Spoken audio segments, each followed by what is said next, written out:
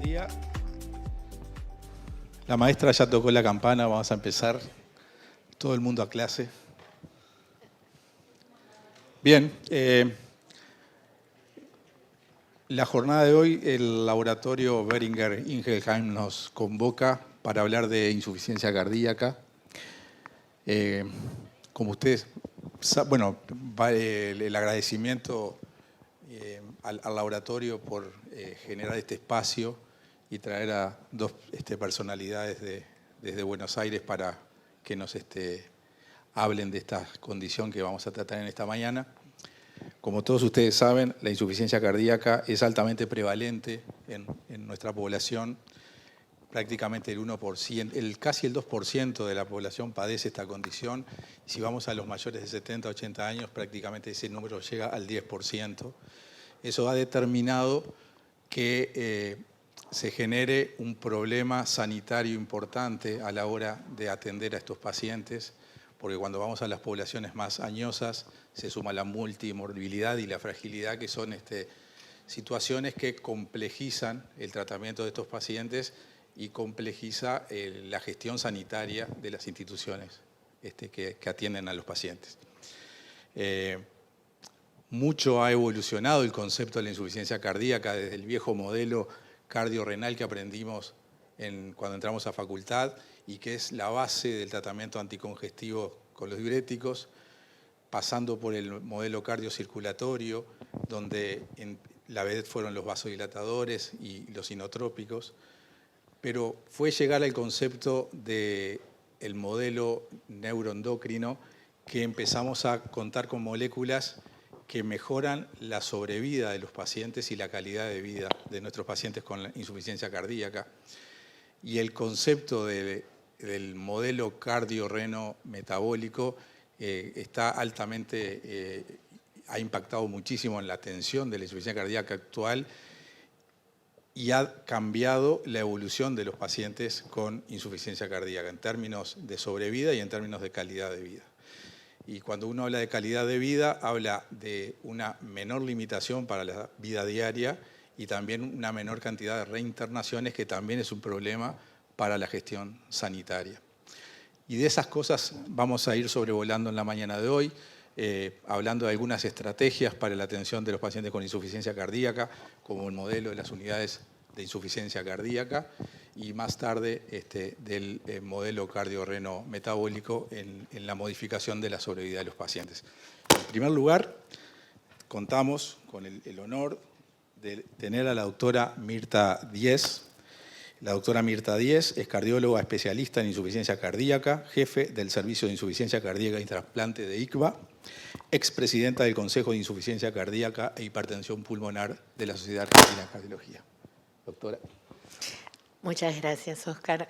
Buenos días. En primer lugar, quiero agradecer a la Sociedad Uruguaya de Cardiología la posibilidad de participar y al Laboratorio Boehringer por darnos este espacio. Y yo voy a comentar un poco conceptos y nuestra experiencia en las unidades de insuficiencia cardíaca. Como todos sabemos, los pacientes con insuficiencia cardíaca van transitando diferentes perfiles de riesgo, ¿no? Un perfil de riesgo inicial que es alto cuando diagnosticamos la insuficiencia cardíaca y que disminuye de manera significativa cuando el paciente comienza a recibir la medicación que impacta positivamente en el pronóstico. En este periodo de riesgo residual, el paciente puede pasar meses, puede pasar años, pero sabemos que por ser una enfermedad progresiva, en algún momento comienzan los episodios de empeoramiento de la insuficiencia cardíaca. Y cuando esto sucede, empieza a aumentar el riesgo de nuestros pacientes. Y es importante este concepto de que la insuficiencia cardíaca es un continuo, donde el paciente circula por el ambulatorio y por la hospitalización. Un paciente está estable, se inestabiliza, se interna, se compensa y vuelve así en un círculo. Teníamos este concepto como la insuficiencia cardíaca crónica y la insuficiencia cardíaca aguda como dos entidades. Esto no es así. En realidad, en un artículo interesante, Packer nos dice que el evento de insuficiencia cardíaca, la insuficiencia cardíaca aguda es un evento, no es una enfermedad, es un evento dentro de la insuficiencia cardíaca. Por eso nosotros, cuando estamos viendo al paciente en el consultorio, tratamos de que el paciente no se hospitalice, pero cuando lo vemos en la sala, nuestra preocupación es cómo podemos estabilizar a este paciente para que vuelva al ambulatorio y vuelva a un riesgo residual que es significativamente mejor. ¿Por qué? Porque, bueno, sabemos que la hospitalización tiene un impacto muy negativo en el pronóstico de nuestros pacientes. Este es un registro conocido por todos ustedes, el PINACL, que incluyó 11.000 pacientes con insuficiencia cardíaca crónica, pacientes estables que lo siguieron por 18 meses. Y fíjense que uno de cada 6 pacientes va a tener un evento de empeoramiento de insuficiencia cardíaca en 18 meses de seguimiento. O sea, nuestros pacientes no son estables. Y esto se va a asociar, la hospitalización, a una alta tasa de rehospitalización y a un aumento significativo de la mortalidad. Un 52% de los pacientes en este registro se reinternaron a 30 días y el 22% murió a los 10 años. Dentro de la hospitalización, los pacientes también tienen una trayectoria, un diario. Al principio, el paciente ingresa y nosotros nos vamos a ocupar de la estabilización hemodinámica. Como sabemos, la mayoría de los pacientes van a mejorar. La mortalidad en la hospitalización depende, varía, pero entre un 4 y un 7%. O sea que más del 90% los vamos a estabilizar.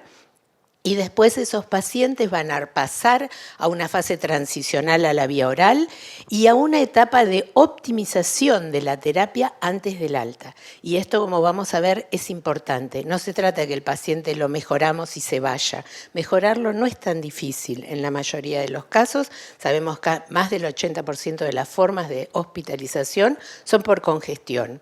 Y el resto puede ser edema agudo de pulmón, síndrome de bajo gasto, shock cardiogénico, pero eso es un porcentaje pequeño de la población. Entonces es muy importante aprovechar la hospitalización para mejorar a nuestros pacientes. ¿Qué podemos hacer, digamos, del hospital a la casa? ¿Cómo mejorar el cuidado? Esto tiene que ser, digamos, como un objetivo que persigamos. ¿Cómo podemos mejorar el cuidado del paciente que se hospitaliza? Por supuesto, primero tratar la descompensación, eso es claro.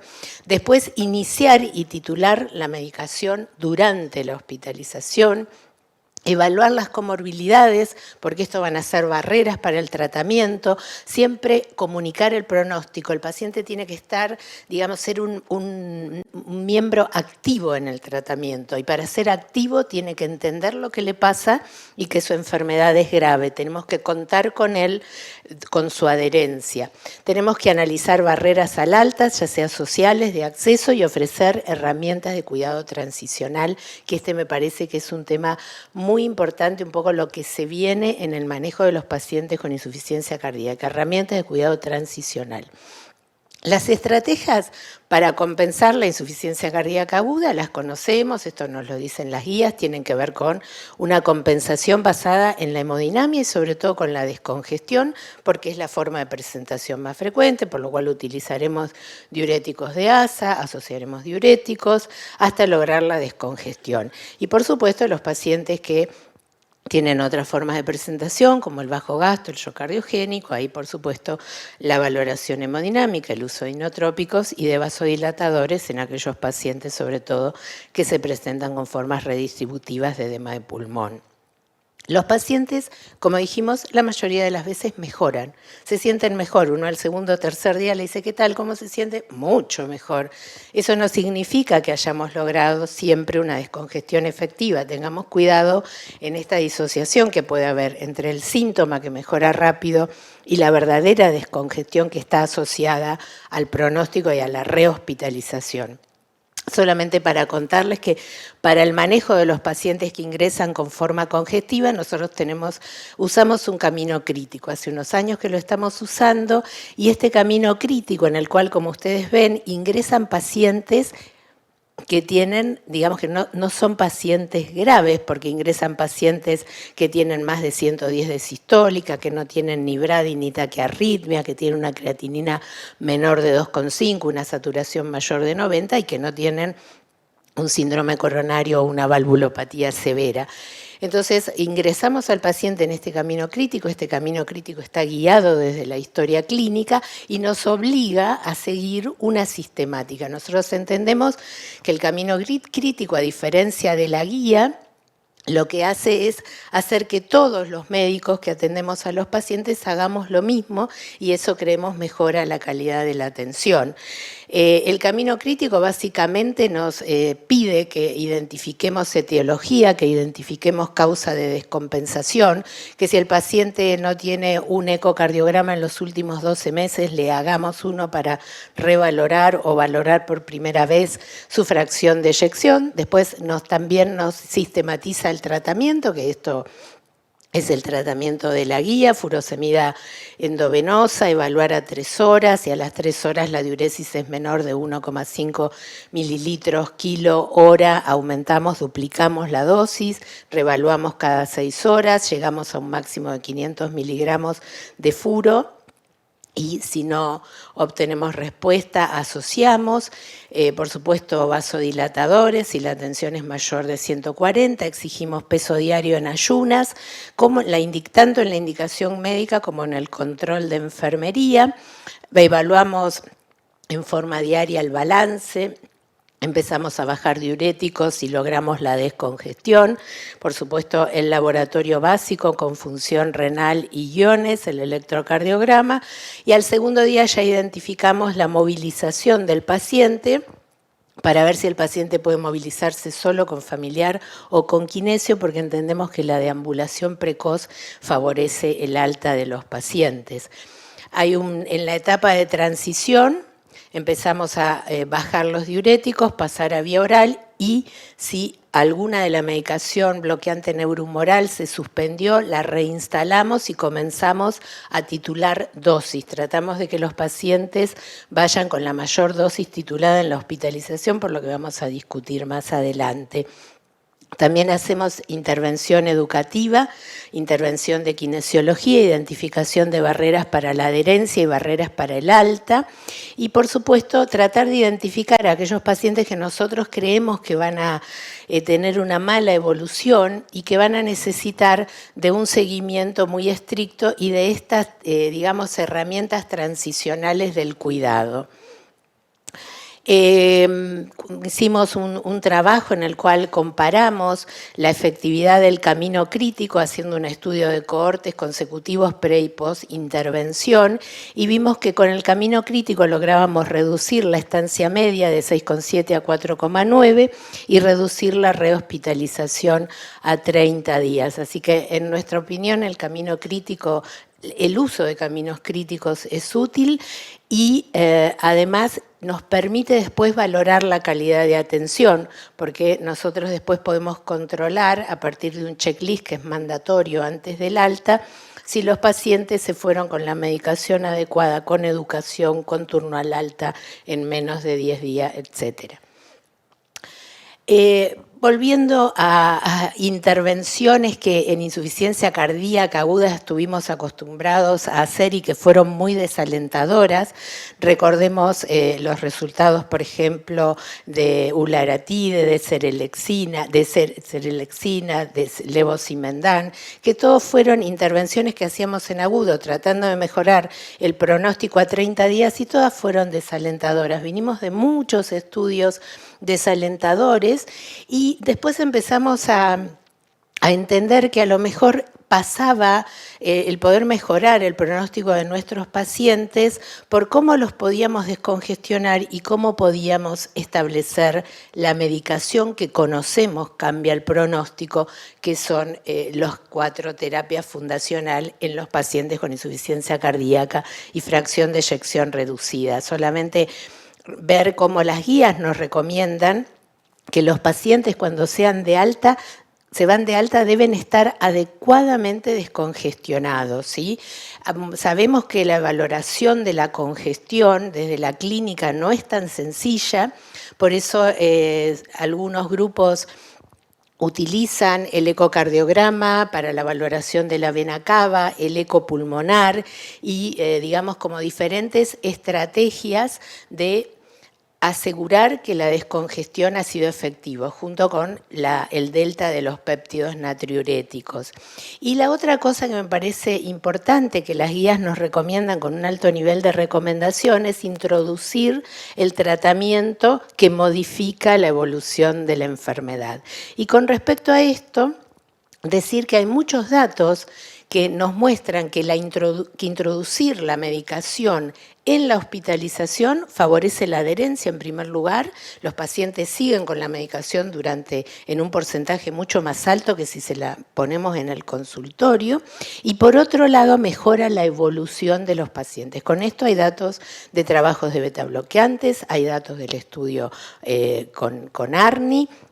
Y por eso también se realizó este estudio, que es el EMPULSE, que se publicó el año pasado, donde se estudió el efecto de la empagliflozina en los pacientes hospitalizados con insuficiencia cardíaca aguda, donde el criterio de valoración primaria fue el beneficio clínico, compuesto por la mortalidad y eventos de empeoramiento de insuficiencia cardíaca y un cambio mayor de 5 puntos en el test de la calidad de vida.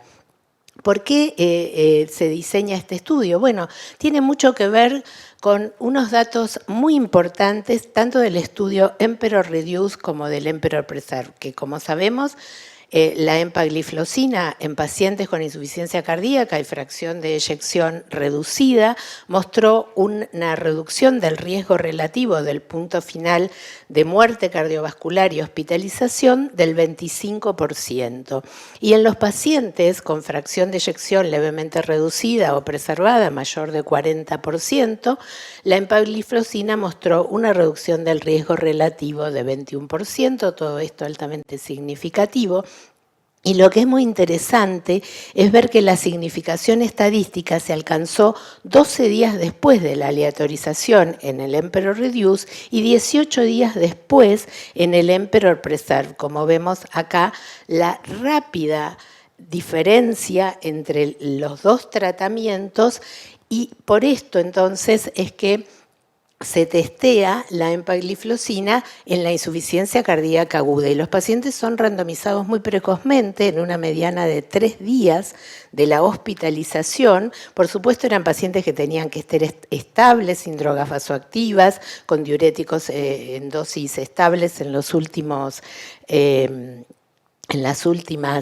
6 horas, y fíjense que el filtrado glomerular fue 20 mililitros el valor de corte, ¿no? Realmente cada vez bajamos más y esto es muy importante por la alta prevalencia de síndrome cardiorrenal que tenemos en estos pacientes. Y los resultados del estudio nos mostraron que empagliflozina tiene una posibilidad del 36% más alta de obtener un beneficio clínico. Y este beneficio clínico se dio también de manera independiente para la muerte y para el evento de hospitalización. Este fue un trabajo que la metodología de análisis fue win ratio y los puntos finales se analizaron de manera jerárquica, es decir, si el paciente no se moría, se analizaba la hospitalización y así de manera jerárquica. Esto es muy interesante porque todos sabemos que no es lo mismo morirse que hospitalizarse. Entonces, es una metodología que al analizar de manera jerárquica nos permite entender el componente de cada uno de los puntos finales en este compuesto. Por otro lado, entonces, podemos decir que la empagliflozina disminuye la mortalidad de todas las causas y el evento de rehospitalización en pacientes que están hospitalizados por insuficiencia cardíaca a 90 días de seguimiento. Y, por otro lado, como ya sabemos de los estudios pivotales, tiene un excelente perfil de seguridad, tanto en función renal, en la hipotensión, y sí tiene un aumento de las infecciones de la vía urinaria.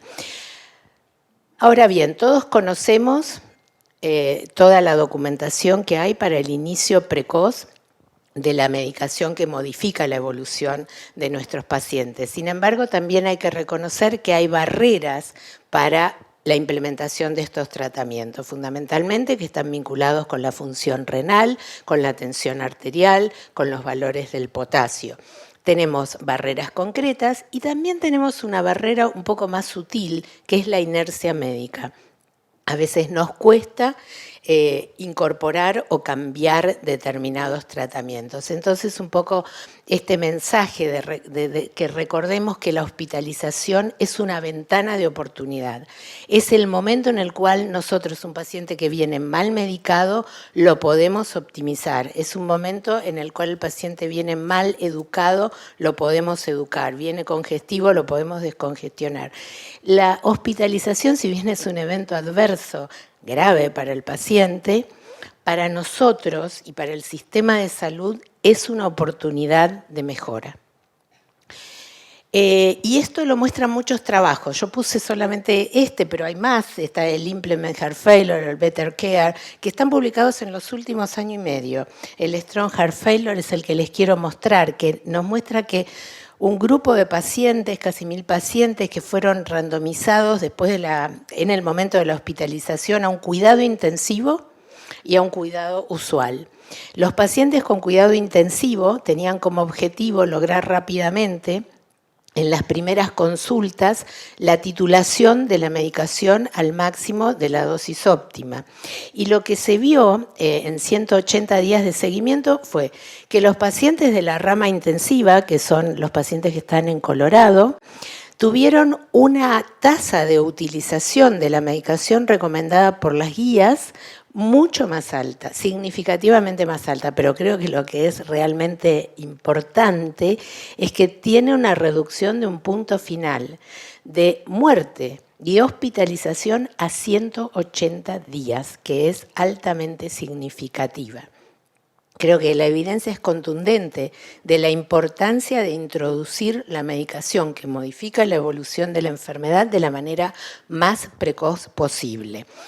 Entonces, un poco volver a esto de que nosotros en la insuficiencia cardíaca tenemos una ventana de prevención antes de que el paciente se hospitalice. ¿Qué podemos hacer nosotros de manera proactiva para evitar la descompensación? Y después, ¿cómo lo podemos seguir de la mejor manera en la fase vulnerable, ¿no? Entonces, cambiar este enfoque reactivo que tiene la medicina en general, donde nosotros esperamos que el paciente venga descompensado, a un enfoque proactivo, donde nosotros vamos a buscar la descompensación.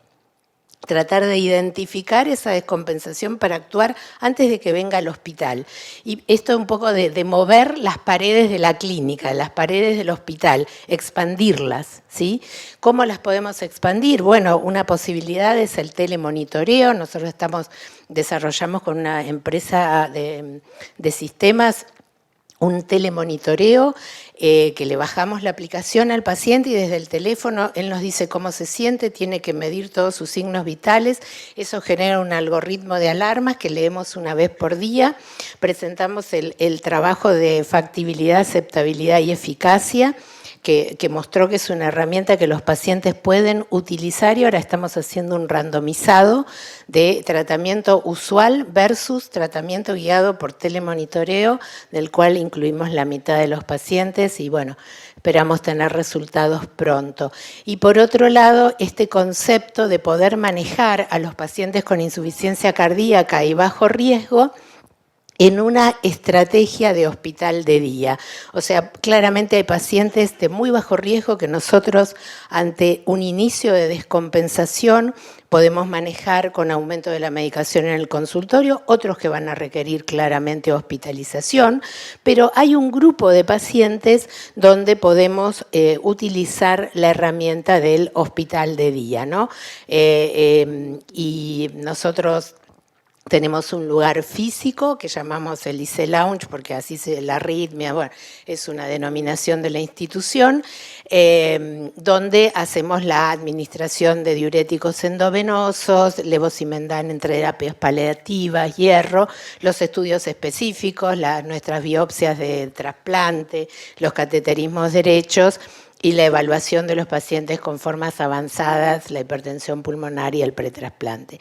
Como mensaje final, recordar que la insuficiencia cardíaca no es una enfermedad estable, que 1 de cada 6 pacientes va a sufrir una descompensación en 18 meses de seguimiento, que claramente hospitalizarse se asocia a más mortalidad, rehospitalización, peor calidad de vida, y que las estrategias para reducir una rehospitalización deben iniciarse cuando el paciente se hospitaliza, mucho antes del alta. El alta debe ser una cosa planificada y no un evento final que hace el residente rapidito, ¿sí? Que la descongestión efectiva y el inicio de la terapia recomendadas por guías debe hacerse en la hospitalización y mejora la evolución. La empagliflozina es una droga efectiva y segura para iniciar en la hospitalización y los programas destinados a titular el tratamiento médico orientado por guías mejoran la tasa de uso y la dosis de la medicación. Por supuesto, necesitamos estrategias de educación, seguimiento precoz y herramientas, digamos, para expandir el cuidado fuera del hospital de manera proactiva, como telemonitoreo y hospital de día, para poder manejar los episodios de empeoramiento de los pacientes con insuficiencia cardíaca ambulatoria. Les agradezco mucho el haberme escuchado y después seguimos conversando. Gracias. Muchas gracias, doctora Díez. Bueno, a continuación, el doctor Alberto Fernández, que es jefe de cardiología del Sanatorio Modelo Quilmes, exdirector del Consejo de Insuficiencia Cardíaca e Hipertensión Pulmonar de la Sociedad Argentina de Cardiología, coordinador del módulo de insuficiencia cardíaca del curso de especialista en cardiología de la UBA y director de la guía de tratamiento de insuficiencia cardíaca de la SAC del 2021. Aparte, hoy está mucho más relajado porque esta mañana tuiteó que se baja de la candidatura. No voy. De la reelección de la... Si hay algún argentino que se quede tranquilo. Sí, de la presidencia de Argentina. Alberto Fernández. Nada menos. Arriba. Bueno, ¿qué tal? Buen día. Primero, agradezco mucho en serio a la Sociedad Uruguaya de Cardiología por la invitación y al laboratorio Boehringer Ingelheim, que nos ha facilitado todo para estar por acá con Mirta en el día de hoy. Yo voy a charlar del tema que creo que es más álgido y más novedoso del último tiempo en la insuficiencia cardíaca. ¿Por qué? Fundamentalmente porque dejamos de tener un concepto cardiocéntrico, es decir, ya no nos manejamos exclusivamente mirando al corazón, sino que tenemos que ver al resto de los órganos para poder entender al paciente con insuficiencia cardíaca, tanto en su etapa crónica como en su etapa aguda. Y esto es una verdad de perogrullo basada fundamentalmente ¿en qué? En que son 3 enfermedades altamente prevalentes y como ninguna tienen una interrelación entre ellas realmente muy, muy importante que condicionan empeoramientos, reagudizaciones, caída del pronóstico en cualquiera de las 3 y fundamentalmente se retroalimentan. Unas son causantes de las otras. Por lo tanto, ya el cardiólogo clínico y fundamentalmente el cardiólogo internista no se puede manejar más con el concepto de la cardiología tradicional, sino que probablemente tengamos que saber más de filtrado glomerular que de fracción de eyección. Con lo cual tenemos un problema grave. La insuficiencia cardíaca actual es un universo de comorbilidades y la causa principal de este universo de comorbilidades es simplemente que nuestros pacientes viven más. Si viven más, se enferman más. Y así a lo largo del tiempo van a converger distintas enfermedades que van a condicionar el progreso de esta enfermedad. Por lo tanto, cuando uno evalúa una droga o cualquier intervención, evaluar mortalidad de todas las causas es un evento fundamental y hay que tener poner mucho énfasis en esto para poder entender la eficacia de una determinada droga. Estos son datos de los registros argentinos de insuficiencia cardíaca crónica y aguda y vemos que la tasa de comorbilidades es muy alta y por supuesto se llevan los laureles claramente la insuficiencia renal y la diabetes. La insuficiencia cardíaca es una enfermedad progresiva. A lo largo del tiempo el paciente va deteriorando, nosotros no lo curamos al paciente con insuficiencia cardíaca, imposible. Lo que hacemos es retrasar la muerte de estos pacientes. Paralelamente a la insuficiencia cardíaca aparece la disfunción renal.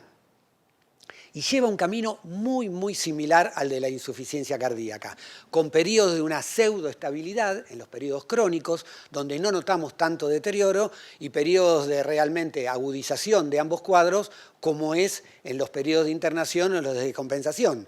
Por lo tanto, nosotros vamos a establecer una relación riñón-corazón en el paciente crónico, tranquila, pero que no podemos de ninguna manera perderla de vista, y una relación riñón-corazón en el paciente aguda, donde realmente tenemos muchos más problemas. Esto marca este primer paradigma que va cambiando, el concepto de la falsa estabilidad. Nunca tenemos que pensar que el paciente está estable.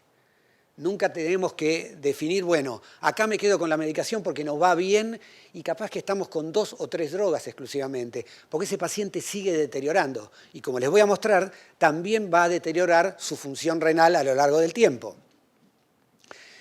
El riñón y corazón claramente tienen una interacción, como les mostraba, desde el punto de vista de su evolución, pero porque convergen un montón de distintos tipos de alteraciones que van a ser comunes a los dos órganos. Activación neurohormonal, disfunción endotelial, actividad inflamatoria, fenómenos isquémicos, fibrosis, aumento del estrés oxidativo. Y la diabetes es claramente el que viene a meter la mano negra ahí y nos desarma a los pacientes, tanto desde el punto de vista de la insuficiencia cardíaca como de la insuficiencia renal. Ustedes piensen que en un paciente pseudoestable hay una caída del filtrado glomerular de 2 a 3 mililitros por minuto por unos 73 metros cuadrados durante ese periodo de estabilidad clínica, y que cuando el paciente está avanzado con su insuficiencia cardíaca o está en un periodo agudo puede llegar a caer hasta 5 mililitros, con lo cual realmente nos vamos a encontrar de repente con un paciente que lo habíamos ingresado en nuestra consulta con 60 mililitros de filtrado y a lo mejor a los 3 años y sin darnos cuenta ya está cerca de los 30 mililitros. ¿Cuáles son los mecanismos fisiopatológicos por los cuales se produce todo esto? Es como les dije anteriormente, activación del sistema nervioso autónomo, activación del sistema renina-angiotensina-aldosterona, gran hiperactividad inflamatoria, aumento del estrés oxidativo, que convergen tanto a nivel cardíaco, a nivel renal y a nivel endotelial. Y esto va a llevar fundamentalmente a establecerse lo que se llama una deuda de oxígeno en nuestros pacientes. ¿Por qué? Porque cuando tienen insuficiencia cardíaca hay un fenómeno de reabsorción tubular de sodio, y este es un fenómeno que consume oxígeno, consume ATP, y no tienen ATP ni oxígeno suficiente para poder abastecer a este consumo. ¿Y qué pasa? Comienza a aparecer deuda de oxígeno. Esto retroalimenta el resto de los factores y nos lleva a fenómenos de fibrosis intersticial y pérdida de unidades funcionales a nivel renal. Y nuevamente entra la diabetes. Claramente es la comorbilidad que más interrelación tiene con el resto de los órganos. Y la diabetes, desde un punto de vista ya un poquito más ultraestructural, va a actuar sobre los intercambiadores de sodio-hidrógeno, el 1 a nivel cardíaco, el 3 a nivel renal, mayor reabsorción tubular de sodio, mayor cardiotoxicidad, va a suprimir la autofagia, con lo cual promueve el estrés celular y genera disfunción mitocondrial, va a producir productos glicosilados terminales que van además a producir mayor fibrosis, hipertrofia, aumento del estrés oxidativo, y va a converger a nivel del tejido adiposo, epicárdico y del resto de los órganos, favoreciendo todavía mayor inflamación. O sea, realmente la diabetes es un lío terrible en nuestros pacientes. Del punto de vista de la incidencia de ambas patologías, nosotros vamos a ver que por el solo hecho de que los pacientes tengan insuficiencia cardíaca crónica, tienen hasta 3 veces más posibilidades de presentar disfunción renal. También se lo puede evaluar de acuerdo a la pérdida de filtrado glomerular, a la caída, y el solo hecho de tener insuficiencia cardíaca puede condicionar una caída muy significativa del filtrado glomerular. De la misma manera, estableciendo un poco la relación esta del síndrome cardiorrenal, aquellos pacientes que tienen deterioro del filtrado glomerular van a condicionar la aparición de insuficiencia cardíaca tanto con función sistólica deprimida como conservada. Y si lo queremos valorar de acuerdo a la presencia o no de microalbuminuria, etapas iniciales del deterioro a nivel glomerular, también genera exactamente lo mismo. O sea, en un paciente hipertenso, diabético, la presencia de microalbuminuria nos va a hacer pensar, ojo, este paciente en el corto o mediano plazo puede desarrollar insuficiencia cardíaca con la disminución del pronóstico clara. Y esto tiene claramente un impacto en la evolución de nuestros pacientes. Fíjense en estos dos trabajos, en el primero muestra mortalidad de acuerdo al score KDIGO, a peor score KDIGO, mayor tasa de mortalidad tanto en insuficiencia cardíaca con función deprimida como preservada, y en el trabajo de Bansal es exactamente lo mismo, una relación lineal entre el empeoramiento de la función renal y la probabilidad de internación de nuestros pacientes. Y a mí me gusta siempre mostrarlo mucho porque es un registro inglés. Los ingleses se caracterizan por poner 50.000, 100.000 pacientes así de la nada, porque los tienen muy, muy bien incorporados en los distintos registros.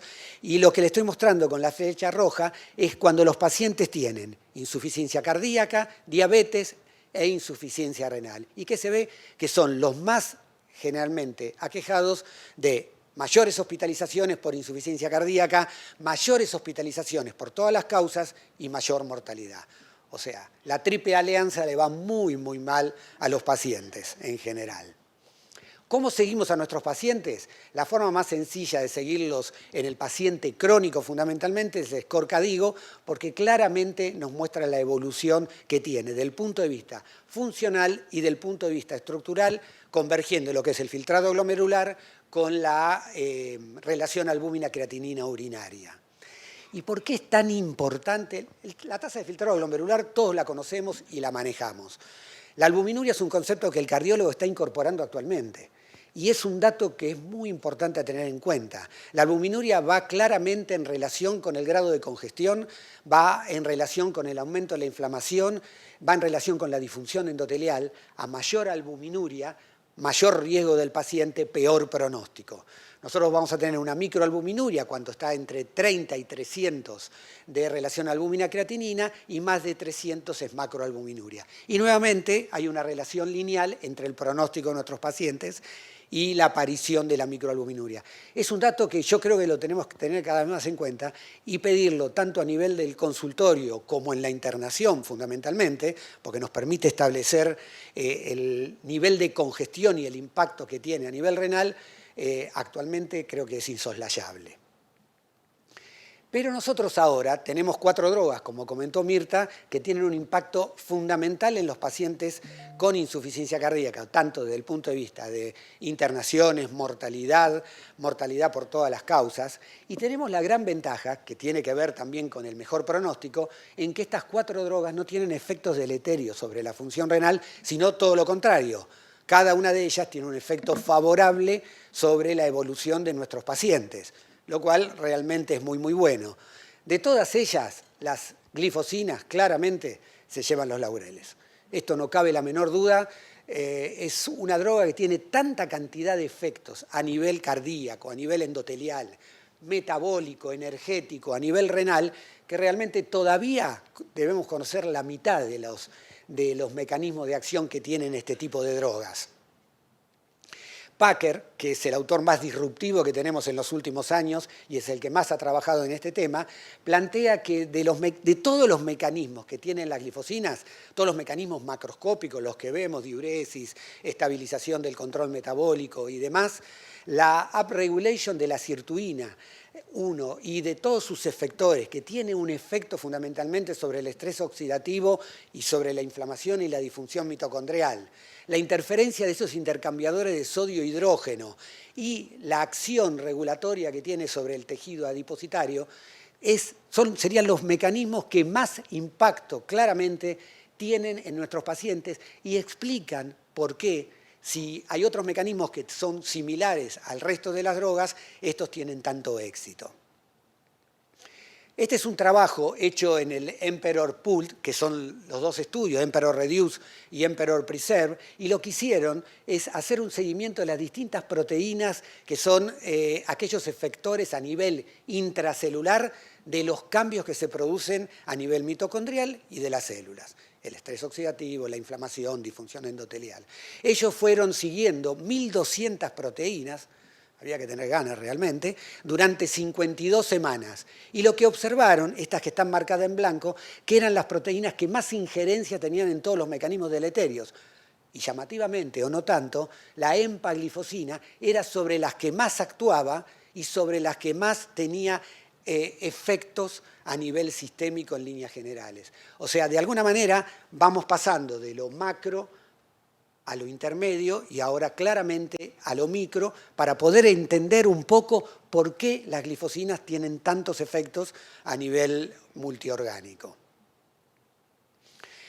Uno de los datos más interesantes a tener en cuenta siempre es la caída del filtrado con las glifosinas.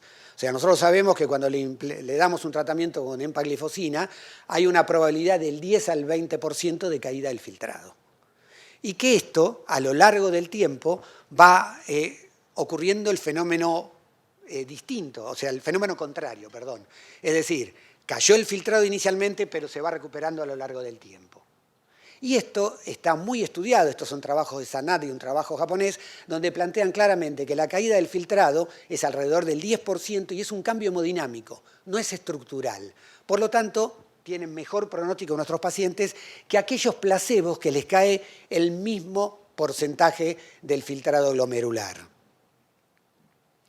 Bueno, vamos ahora a meternos ya en la insuficiencia cardíaca. Lo conocen todos los estadios de insuficiencia cardíaca. Los dos primeros hablan de los factores de riesgo y las alteraciones estructurales sin sintomatología, y los dos últimos, el paciente sintomático. Sobre los dos primeros, uno de los estudios más efectivos que se ha mostrado fue el estudio EMPA-REG Outcome, que fue todos en pacientes con insuficiencia cardíaca, con diabetes tipo 2, que testió dos dosis de 10 y 25 miligramos de empaglifosina y solo el 10% tenía insuficiencia cardíaca. Este trabajo tuvo un impacto muy favorable en términos de puntos finales cardiovasculares, realmente muy importante, y el dato que más nos llamó la atención a nosotros y que fue el que dio origen después a empezar a estudiar a las glifosinas como mecanismo de tratamiento para la insuficiencia cardíaca fue la reducción de la hospitalización. Si había solamente 10% de insuficiencias cardíacas, quiere decir que nosotros estábamos previniendo la aparición de insuficiencia cardíaca, disminuíamos la incidencia. Y esto se valoró en todos los pacientes independientes del grupo CADIGO. Cuando fueron a valorar qué pasaba con el riñón, encontraron que en el punto final renal fundamentalmente, que era incidencia de nefropatía o empeoramiento de una preexistente, el dato era muy categórico, 39% de reducción, y que empezamos a incluir lo que se llama el slope de la tasa de filtrado glomerular, es decir, la cadencia con la cual la tasa de filtrado va cayendo a lo largo del tiempo, se atenuaba muchísimo y había una ganancia en los pacientes que utilizaban empaglifosina.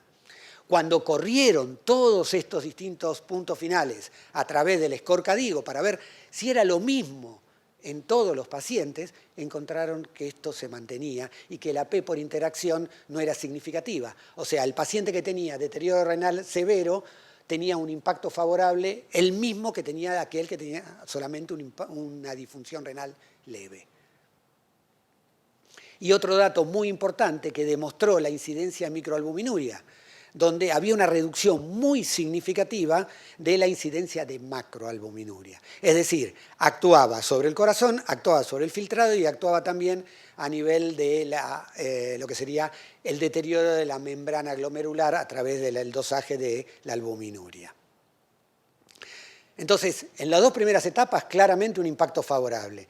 Vamos a ver qué pasa en la insuficiencia cardíaca asintomática, en este caso en particular, a través de estos estudios.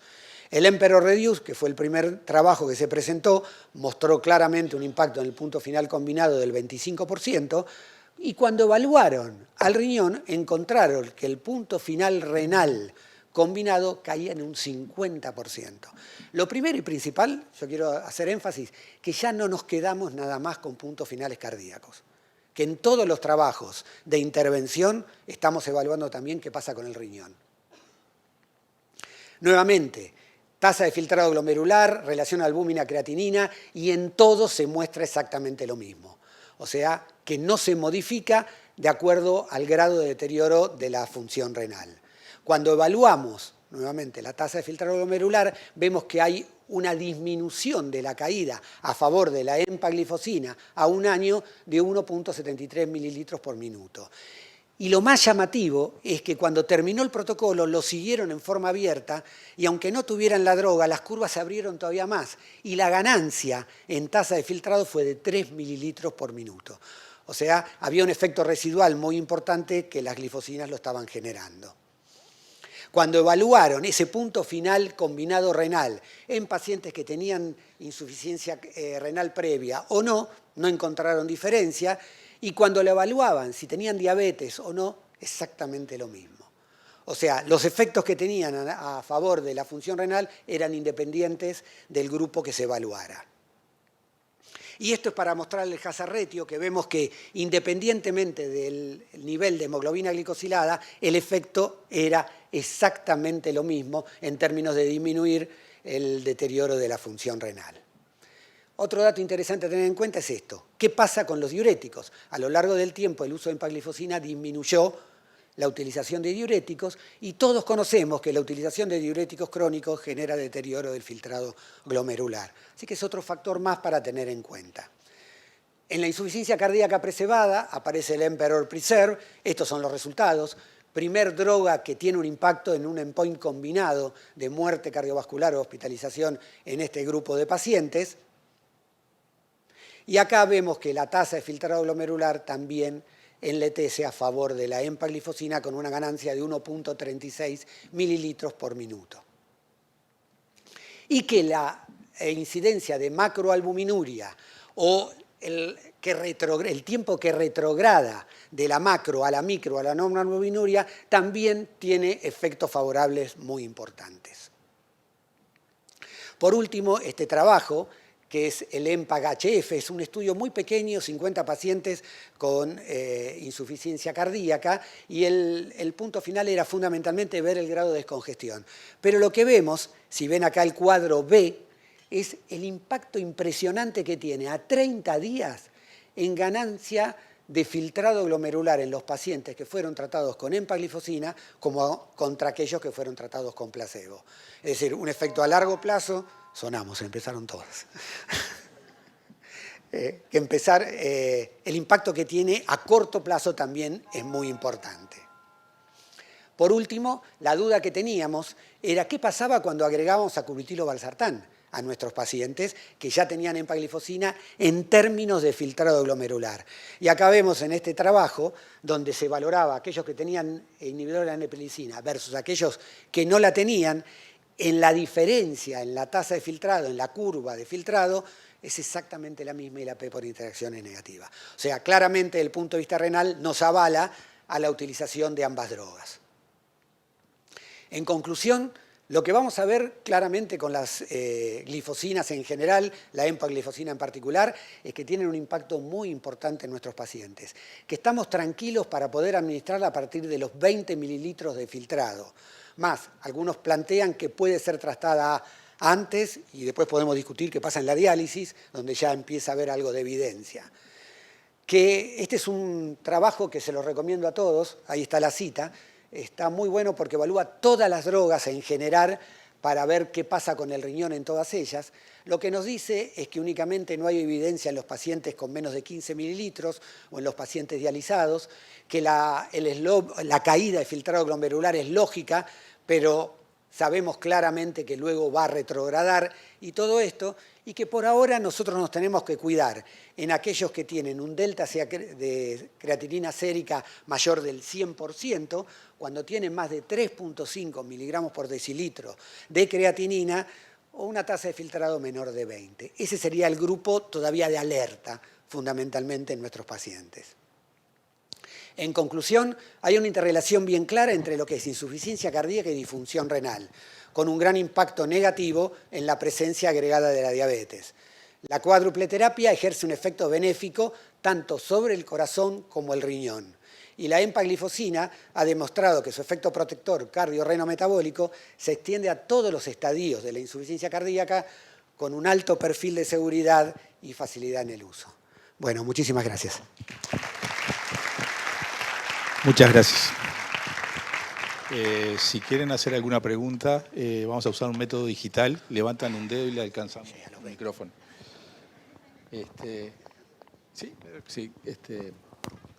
Muy buenas ambas charlas, ambas conferencias. Ambos han resaltado el concepto que es muy significativo de que no hay una enfermedad estable en ningún momento de la presentación de la insuficiencia cardíaca. hay momentos de descompensación mayormente congestiva, hospitalizaciones, oportunidad para hacer cambios, pero en el medio de esas agudizaciones la enfermedad no es estable. Y has puesto énfasis en los riñones, en la evaluación de la declinación del índice de filtrado glomerular y en particular de la microalbuminuria como marcador de lesión renal. ¿Cuándo es oportuno en esa evolución de descompensaciones y de pseudoestabilidad de la enfermedad de pedir la valoración de la microalbuminuria y cómo se mide, cómo la miden, cómo la piden ustedes para poder Sí. Hay dos grupos de pacientes. En el renal crónico nos sirve como un estratificador de riesgo. Yo creo que hasta más importante que cualquier otro mediador, hasta péptidos y demás. Me parece que claramente nos sitúa en el paciente. En el consultorio pedirlo una vez cada 6 meses o una vez por año está muy bueno. La forma de medirlo es muy sencilla. Lo que tendríamos que hacer es una muestra de orina única y esa muestra de orina pedir que nos dosaen microalbuminuria en gramos por litro y creatininuria y podemos sacarlo por cuenta, porque es microalbuminuria por 100 dividido la creatinina, ya está. O que algún laboratorio bondadoso nos haga el favor, que hay pocos bondadosos en ese sentido. En la internación cambia un poquito, porque la congestión es un marcador claro de presencia de microalbuminuria, porque la congestión genera disrupción a nivel de los podocitos y demás, con lo cual estaría muy bueno tenerlo al momento de ingreso y poder testearla al menos al final. Es muy barato. Y esto nos permitiría ver el grado de descongestión que tiene el paciente. Todavía no hay scores que incluyan al RAC como parte de todo esto, pero creo que de a poquito se viene, más porque creo que la mayoría de los cardiólogos somos un poquito nefrólogos ya. Poquito, gracias a Dios, porque si no va a ser complejo. Y con respecto a lo que te desencadena medir la microalbuminuria, en alguna proyección pusiste que con la empaglifosina podrías lograr una mejoría de pasar de la macro a la microalbuminuria. Y si uno logra ese efecto, ¿puede suponer como un índice de lesión cardíaca también que estamos también estabilizando la enfermedad cardíaca? Así como hay una relación corazón-riñón en el deterioro de ambas funciones, si consolidamos la mejoría de uno, estabilizamos, ¿es un marcador de estabilidad del otro o no necesariamente? Yo creo que absolutamente. Primero y principal, del tema por lo que decía de la congestión. Paciente descongestionado tiene mejor sobrevida y menor tasa de hospitalizaciones. Y claramente la microalbuminuria per se es un marcador de riesgo en el paciente cardíaco. Menor macro o paso de macro a micro, micro a normo, claramente nos va a demostrar que este paciente está yendo por el buen camino y que las drogas están haciendo un efecto importante. Yo estoy de acuerdo con todo lo que comentaron. A mí me parece que el mensaje es que la empecemos a usar. Yo creo que hace unos años es como que todavía estábamos con el concepto de la orina de 24 horas. Bueno, todo esto ya sabemos que no es así, que podemos hacer una excelente valoración del riñón con una orina espontánea, lo cual realmente facilita las cosas, y el clearance calculado con diferentes fórmulas es muy preciso. Entonces me parece que lo que tenemos que hacer es acostumbrarnos a calcular el clearance, o sea, que digamos que en nuestra historia clínica rápidamente podamos siempre calcular el clearance con fórmula y hacer la medición de la microalbuminuria, el índice creatininuria y albuminuria. Me parece que lo tenemos que incorporar, que eso sería como el mensaje más importante, porque la valoración pronóstica y cómo nos permite entender lo que está pasando en el paciente es muy rápida. Y me quedé con una cosa que vos dijiste mientras hablabas que me impactó, como cuando uno recibe un paciente, a lo mejor con 60 mililitros, y en 2 años dice, mirá lo que pasó acá. Y como que esto nos pasó en las narices, ¿no? Entonces, el tema de que no nos pase, de que seamos más activos. Doctor Russo, ¿quería hacer un comentario? Hola.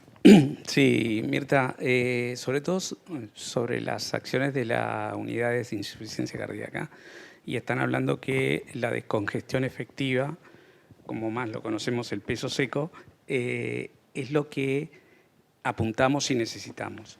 ¿Qué variables usás vos en el prealta para determinar este paciente está con una descongestión efectiva? Es lo que más nos cuesta a nosotros, por eso te digo, ecopulmonar, sí, variables anatómicas, presiones, volúmenes.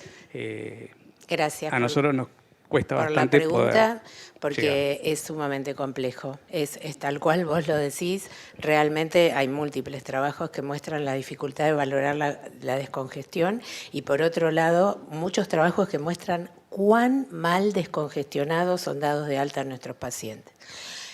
Yo te voy a contar algo que estamos haciendo y que esperemos poder presentarlo en el europeo, que nos lo acepten. Nosotros hicimos un randomizado de valorar la descongestión utilizando el eco pulmonar, los cometas pulmonares y la vena cava.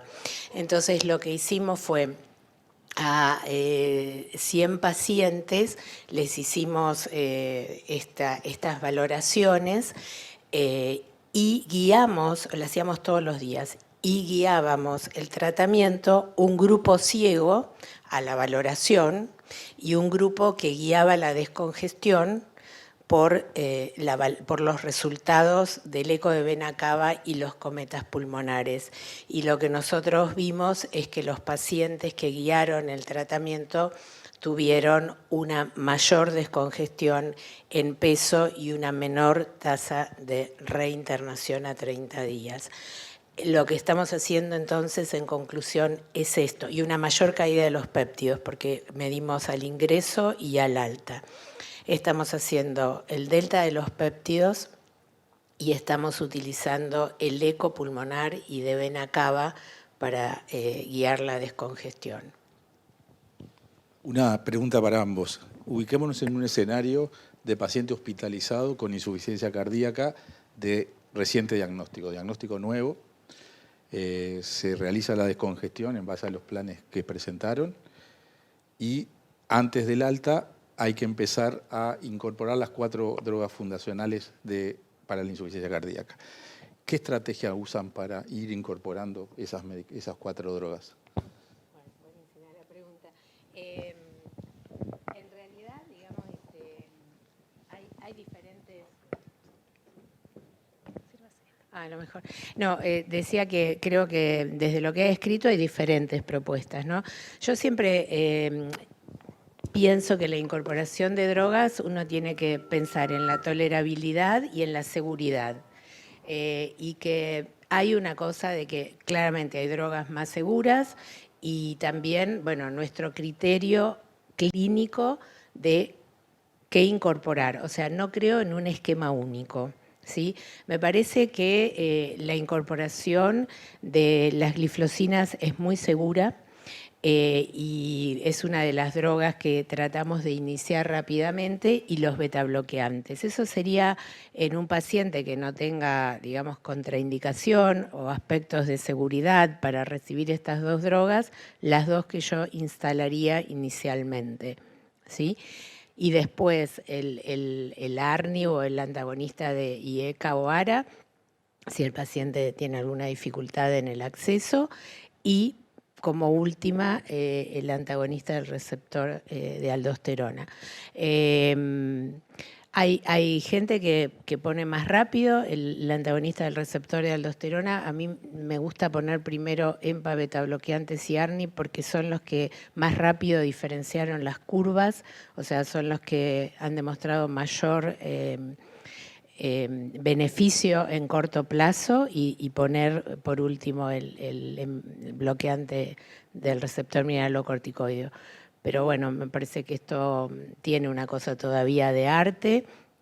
Yo creo que a lo mejor lo que más diríamos es que si el paciente se puede ir con 4 drogas mejor, si no se irá con 3, sería tal vez lo que más sucede, que el paciente se vaya con 3 drogas, pero en la consulta que hacemos a la semana podamos ya instalar la 4ª droga. La idea sería que en 2 semanas en un mundo ideal, el paciente estuviese con 4 drogas. Y este concepto de la titulación en dosis bajas, pero de las 4 drogas, y después titular dosis, ¿no? Porque la evidencia del beneficio de dosis altas es menor que la evidencia de 4 drogas y sobre todo las que benefician rápidamente en la evolución. Cortito, yo creo que el árbitro de la introducción de los medicamentos es fundamentalmente la tensión arterial. Una vez que sale de la etapa aguda, le sacamos el diurético endovenoso, el vasodilatador, veremos la presión y el antecedente que tienen. En un de novo probablemente tengamos menos problemas con la tensión arterial. Entonces yo trataría de incorporar ahí las drogas que más impacto para mí tienen. Y voy en contra de todo lo que se dice. Si es un normotenso tendiendo a la hipertensión, yo empiezo con sacubitril valsartán, porque creo que es una droga maravillosa, y le pongo dapaglifosina, sin ninguna duda empaglifosina, cualquier glifosina, ¿sí? Porque son los que tienen más impacto claro en términos renales y en términos cardíacos.